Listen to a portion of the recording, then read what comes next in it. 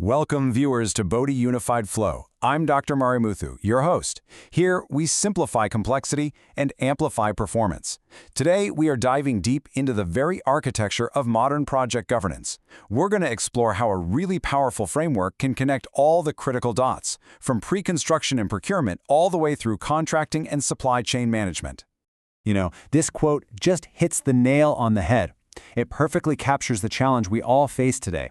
The old silos? They're gone. Projects now aren't just a series of handoffs, they're this continuous flowing river of information and decisions.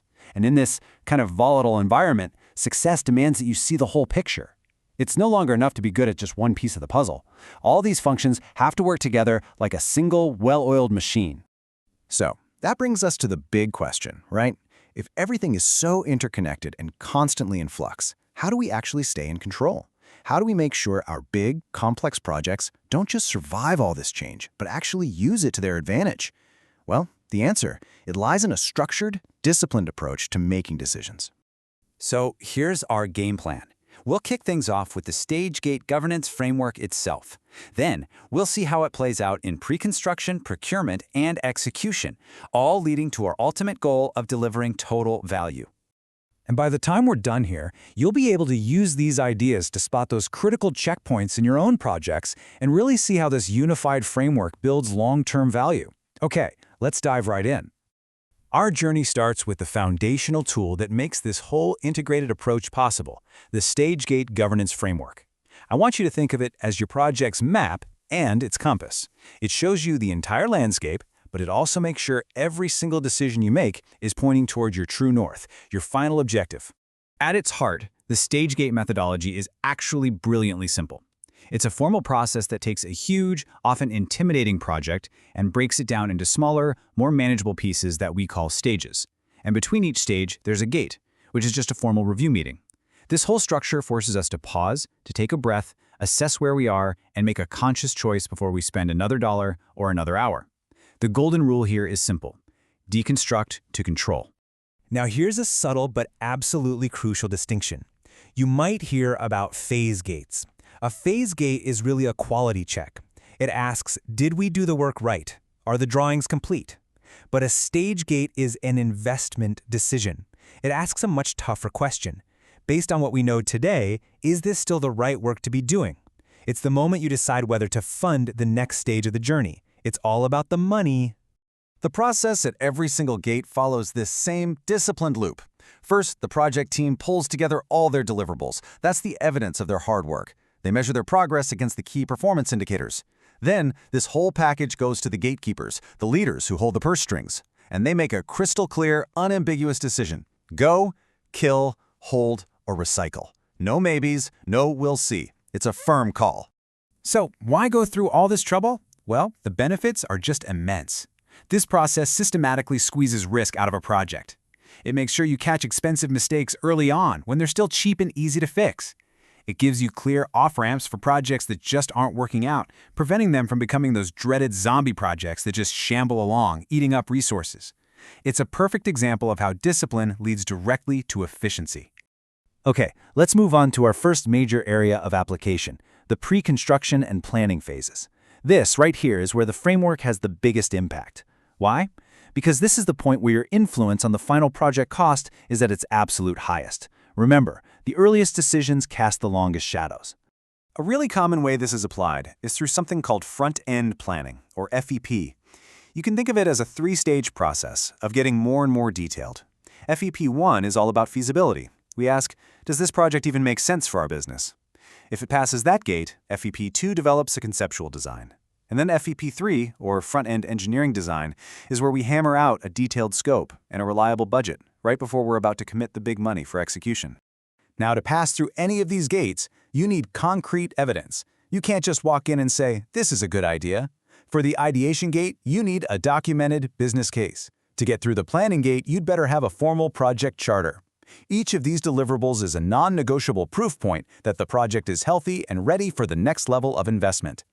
All right, so we've laid a solid foundation in the planning stage. Now we can move on to how we engage with the outside world, our partners and suppliers. The exact same logic of structured stages and decision gates applies directly to how we buy things and manage our contracts. This is how we secure our entire value chain. You can break down the entire life of any contract into these three basic phases.